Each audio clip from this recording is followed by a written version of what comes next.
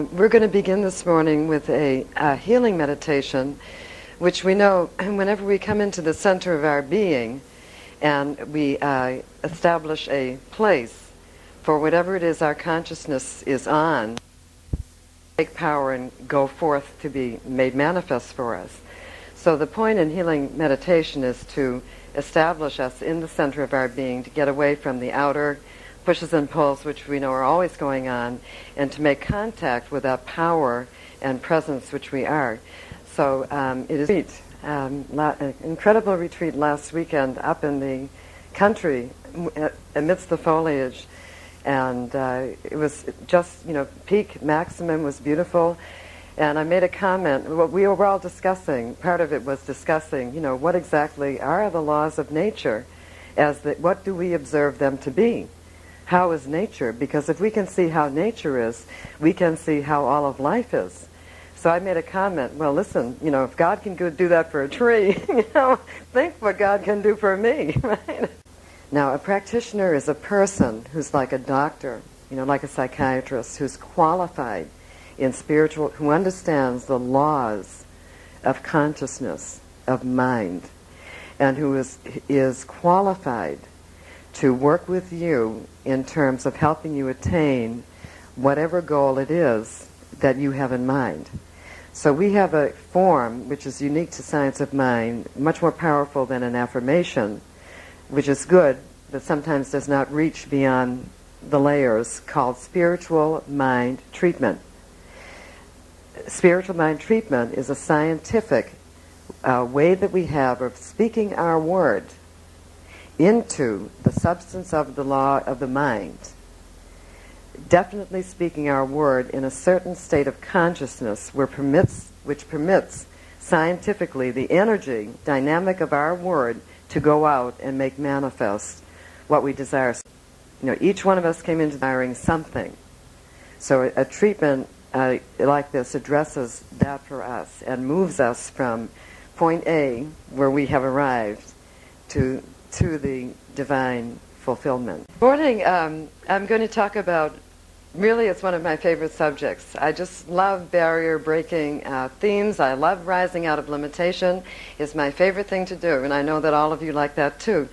So the subject is miracles, and what we're going to talk about is what they are in relationship to natural law. You've heard a lot about natural law from myself this morning already.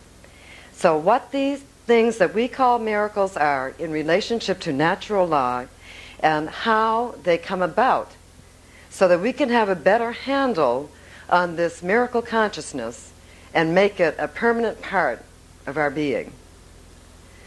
Miracles. The word miracles. Though we have learned to regard them as happenstance and something outside the realm of ordinary experience, miracles are, in truth, the full expression of your highest self, your natural self, manifestations of the highest spiritual order that always transcend some lesser law of the past. Miracles have a way of always expressing in an unencumbered way and with the greatest of ease and flowingness, carrying with them a greater message to our spirit of more freedom, more expression, more life. Actually, miracles are most natural to you and to me, and are a result of using the natural free laws of our being. So miracles cannot belong to limitation, neither to us when we are in limited, isolated, restricted, confused, or cut off thinking. But miracles are the accompanying gift to our natural free self, as common as the breath that we breathe, and just as divine in their origins. Every manifestation of life is a miracle. For all of life is the showing up of that subtle essence as form, that hidden God life as form. Miracles are the mystical evidence of the silent hidden forces behind creation. So the very first miracle we already have, and that is our ability to become the stuff of our thoughts, to create out of the stuff of our thoughts. We are, within our beingness, this actual sacred process of life happening and unfolding right where we are. Witness, through our thoughts, the birth of a child, a nation, a dream unfolding. God spoke and breathed a world of beingness into form. So miracles are the result of natural law working upon the great energy of our ideas. This is the way that it is, the way that mind works, the natural law, the law of your being, my being. What my mind is on, that translates into the outer. What my mind is on and my heart is what I become. It is created automatically through divine process. And it is said that we must obey the laws of nature and live in accordance with the high essence and laws of our being to be blessed with great miracles. What are these high laws? What is this essence? It is the law of love, harmony, abundance, a consciousness of the unlimited creative power of spirit. We must be conscious of that which we are doing. And that every time we think or contemplating, we need to realize we are utilizing the great miracle-making stuff out of which all things are made. It's just automatic. That's what we're doing. So when we break through into the light of manifestation of a heart's desire, something we've been, really wanting, and there it is, and we say, it's a miracle. It seems so great to us.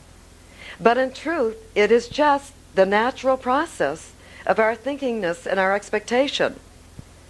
And our high self already knew that we could. No big deal. It's very natural to us. For we are one with God's stuff as perfect spirit and everything and all that is. So every time I think I create, what does that mean? That my thought goes out into the laws of nature, into the great unformed sea of mind or of God, to gather about itself the atomic energy and nucleus by the law of attraction, which will gather around itself everything necessary to bring forth instantaneously the form of my good. We call this a miracle, our breakthroughs, for they feel this way to us. When finally we manage to come out of the shadows of our own limitations, no limitations in the law, everything can be done instantly, our own ideas of limitations, and when we come out of that mesmerism and we come out of the force of the lower and lesser laws, We have a writer in Science of Mind, Thomas Troward, who was a great inspiration to Ernest Holmes, a great scientist and a judge. And he was around the time of Einstein and the mind, the universal mind, was discovering such great stuff.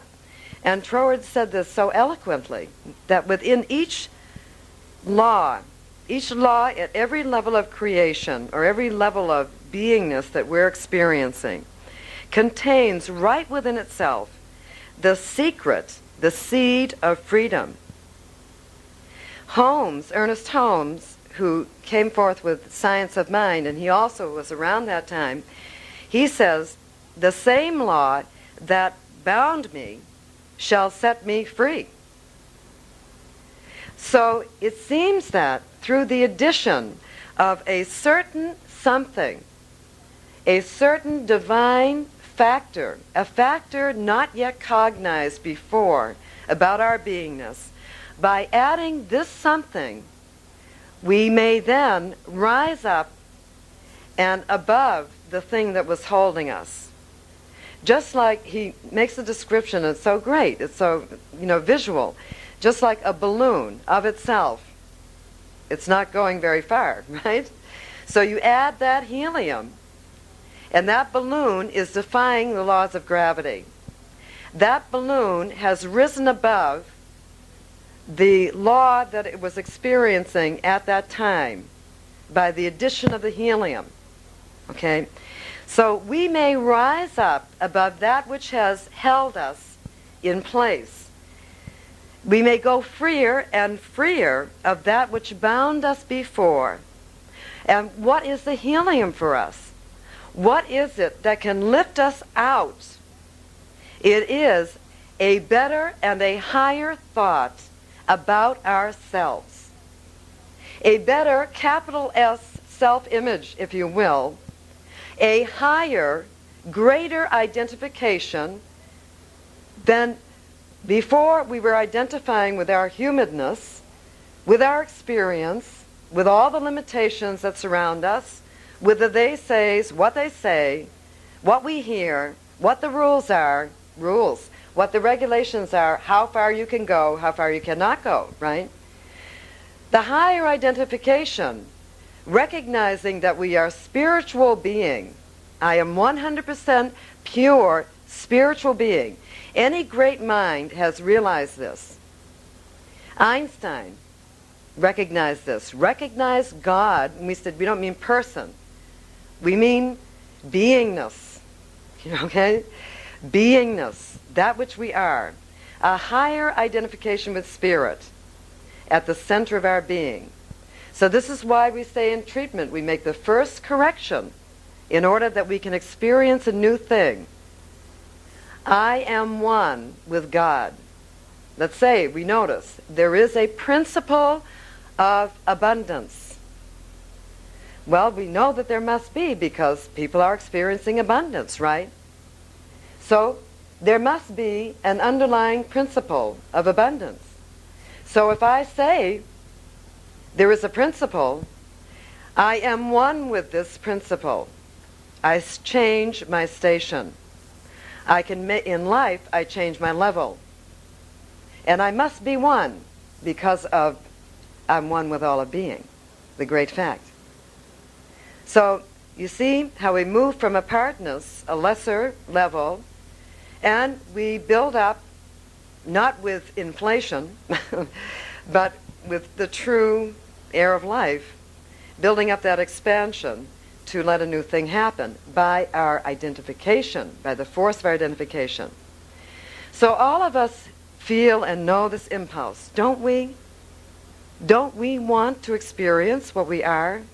This urge to transcend, be a something greater, do a something more. We know this something about ourselves that says that we can, and it is this that gives us the strength to stay in our pursuit, to transcend the laws of our own self-imposed limitations. We feel this call of ourselves, of our spirit, and we take up over and over again in our lives the mantle of our dreams. How many times do we take out a vision? When I say a dream, I don't mean a fantasy. I mean a vision. How many times do we take it up and then we put it away? So we take this out, we take it out as much as we can. Then we lay it aside under the force of some lesser, more limited reasoning power, identification. We take it out again. So this is never ending. We can never squelch that light that we are. Miracles are the call of our spiritual force, mighty and true, to come out. So we seek to find this key of thought, that God thought, an awareness about ourselves, our God, our universe that we live in, that shall free us to experience the bounty of higher dimensions. The bounty, the good air, the beauty, the gold, the freedom of our high self-expressing. So let us learn to say and watch our minds. Rather than, I thought a miracle was something extraordinary, something I thought was out of reach, let us start to say, miracles are natural to me. They are the truth of my being. Breakthroughs into expanded realms of expression are natural to me, the natural outcome of who and what I am. All I have to find is the God thought that was missing, the additional thought, to turn the key, the divine knowing that needs to be added to the creative mixture of mind, and my good shall evolve out of the composite elements of my thinkingness. And as I continue to strain out of my thinkingness that which is not true about infinite, sublime beingness as me, I am clearing my way to receive of that which is. Okay, I like to say a lot. If it's not true about the great I am, great spirit of all of life, it is not true about me. So let us say to ourselves, often I make the way clear for the natural laws of my being to bear the fruit of miracles galore for me. I am a miracle of freedom, God's spirit of accomplishment, attainment, and love. I am a miracle happening.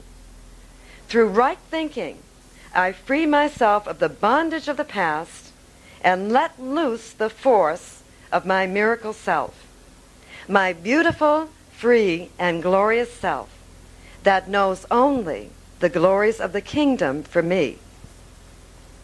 Okay? What else is it about miracles? What is natural about miracles? Always, there seems to be no hindrance of time or space. This is natural, we must realize, to the great stuff and force and laws of our being. All creation is actually instant and effortless at the time when it appears. So though it seems to take months, years sometimes long labored efforts, it may seem to be this way, by the force of our thinking in terms of difficulties, it's got to take time, it's got to be hard, no one else has done it, I'm the first one, whatever. Through the force of our thinking, we must understand, it has seemed to take a long time. Yet the truth about any manifestation is that at the time that it manifests, it is always instant. It wasn't building up to it, like we say. It's always instant, because at that moment when it came forth, we have said it can. We have said it's possible. Okay? And so we see again that it was not the law, it is not the way things are, that delayed us, that delayed the magnificence of the expression of that all-able law. It is us in our thinkingness. I had this realization one time, you go through certain phases in meditation and contemplation, and suddenly you get like the ahas, you really know what a thing means, right? And so I was like looking at this idea of instant, and I was saying, well, it must be, if people can experience what they call, instant, disasters or lacks or whatever they call it, which we know there are none of those, but if that's the way we see it, so too they can experience instant the other, to the full other end of the spectrum. If the stock market can crash overnight, it can rise too, and we're the same way through the level of our consciousness. So I really got this, in my soul. I got what this truth means. And things were, for that period of time, things were so instant for me, on the spot. And even now, I keep this in mind whenever I have a need of a thing. Like yesterday, big or small makes no difference to the law. I was needing, it was Sunday, I'd gone out for like a walk in the mountains, and I needed some ink, for the programs this morning. So it was about 6 o'clock, and I said, well, the perfect law always knows how to bring me what I want. And so I just got relaxed, and I just said, thanks. It's convenient, it's nearby, it just shows up. Okay? And sure enough, we stopped, asked woman, where can this be gotten? Oh, right down there, 3 miles. There it was. But this happens over and over and over again in all things big and small. So it's for us to realize that this can meet our every demand. No problem whatsoever. No problem. So start to think this way and start to use this thinking in your greatest visions, your biggest heart's desires, which are in your terms big. Don't call them big to God. Don't call them a problem, a difficulty to the creative power, for it's simply not so. Okay? And, so all things come forth, we hear this, in their own good time and season. Well, what time? What season? The season of my mind's acceptance. The season of my mind's acceptance. So the miracles of our free expression come forth when we have perfectly prepared. When we're harmonized, love, sense of ease, sense of joy, sense of, I have it all through my mystical connection. So that in our minds, we must cognize a thing before we must own it within before it can happen for us. It makes perfect sense. When it makes perfect sense, and I say, sure, I've experienced that before, absolutely. It makes perfect sense to me. Then I can let go and let the stuff of creation go do its thing. For always by the law of my being, we must understand that I get what I am preparing to receive. Okay? I get what I'm preparing to receive. So we say, it's going to take a miracle.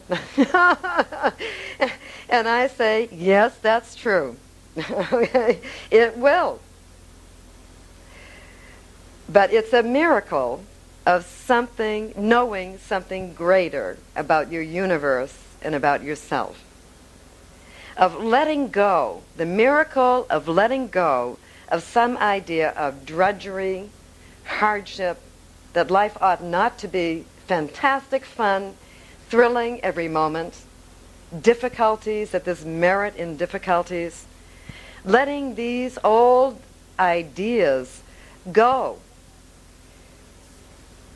so that nature and love and spirit can operate through us. And nature and love and spirit know nothing of this. Okay. God never says, it's too hard for me. I can't create a world today. Don't got enough stuff going on. I got to go shopping. I don't have enough.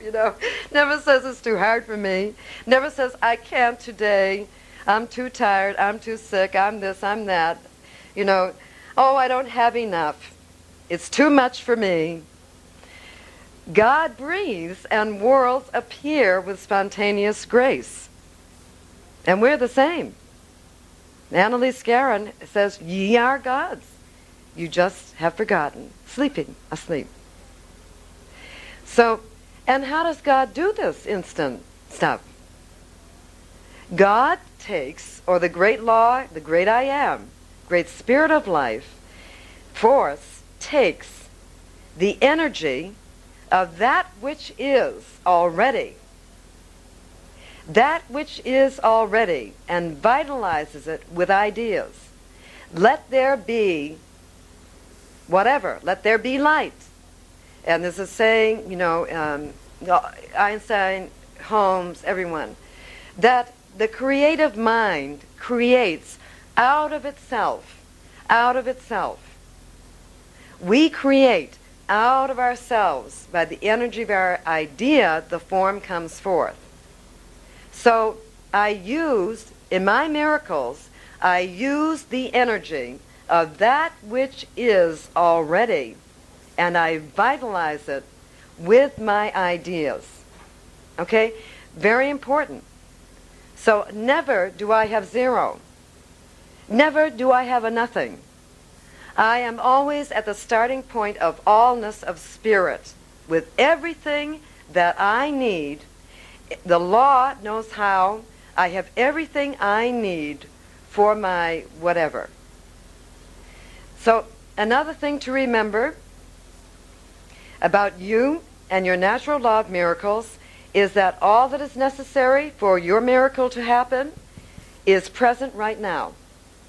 Isn't that great? You don't need, nothing needs to be added to you except the right thought. You don't need anything more. You don't need to be here, there, someplace in the future, a little less weight, a little more weight, a little taller, a little shorter, a little this, a little that. No. Everything, you have everything right through the force of your beingness, right where you are right now.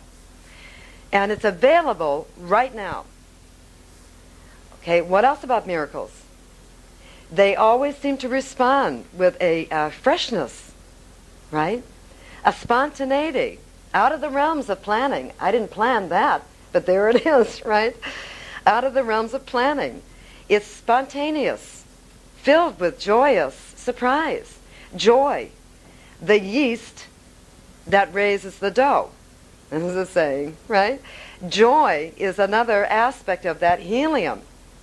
Only the innocent travel this way with great expectations. And when I say innocent, I mean innocent to harm, innocent to ideas of negation. What do you mean I can't have it? I never heard of such a thing. And they flow along their way, right? So let's practice innocence, and we never heard of such a thing. Okay? Joy, joyous expectation. The very essence of life fairly bubbles over with immediacy and joy, availability, immediacy. When I'm watching miracles going on, I never have a sense of my doingness. I'm fully aware that it's not me who's doing it. I am fully aware, though, that I must agree with the power of creation in order for things to work. It requires my conscious agreement and alignment. Okay? So I have a sense of myself, really. I just, can see myself in times where I've just sat back and I say, well, I wonder how God's going to do this, after I've cleared my way, gotten ready. And I have a sense of watching or witnessing something great, God doing something wonderful on my behalf. And I'm always thrilled, always, with the way it works out. So, again, to remind you, it was because I or you were too bogged down, maybe, in the past, to be ready to live on the miracle energy, that's spontaneous energy. It does not mean that nature was some other way. that it wasn't present. It takes our acknowledgement to bring a thing forth. So it is always for my eyes to clear, and not for God or the infinite to have to change the glory whatsoever. So simplicity, ease, mystical confidence in the silent something, spontaneity, all these graces arrive through the avenue of our God awareness. Joy and trust, practice joy and trust, invincible in the natural law of your being. That certainly miracles must surround you and infill you every moment. I can expect by the law of my being that every good miracle I have prepared for it shall come to me and shall be mine.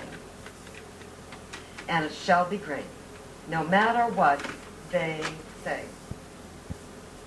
For miracles were always mine and can never be taken from me. Mine by divine right of the law of my being, from the beginning and shall ever be, as I lovingly clear my way. Miracles are evidence, proof, science of mind, demonstration, proof of the presence of God within. Something mysterious and wonderful to behold. But even for all that wonderfulness, they are no less natural to me and to you. So what I'd like to do now is just have a short meditation on this concept. Okay. So let us go within.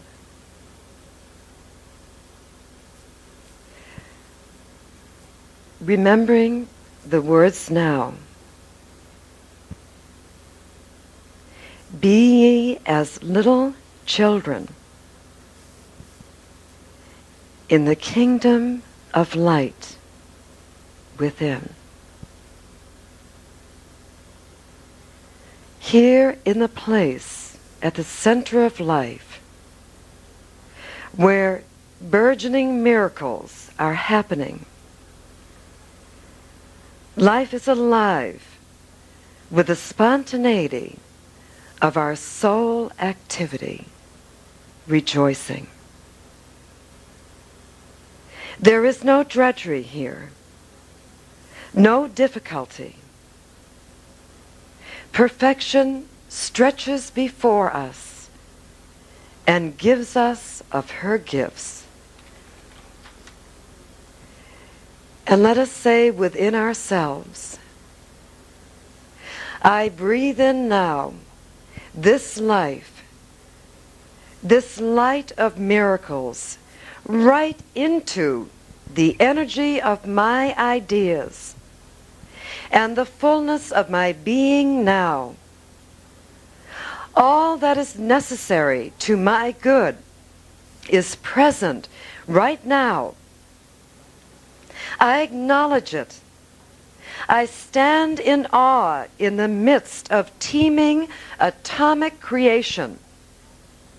And I say to the great law of being, go forth for me.